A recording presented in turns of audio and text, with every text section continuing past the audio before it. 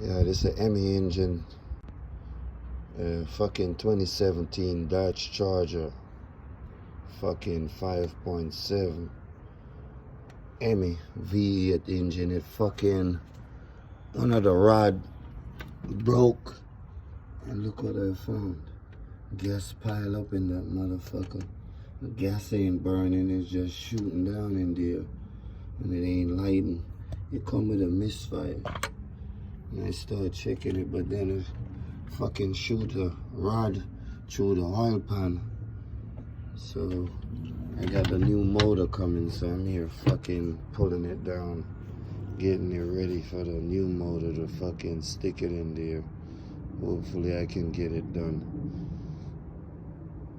quick, running into no complications. But you know, that's what I'm doing. Dodge Charger 5.7 V8. The motor got fucking it. Yeah.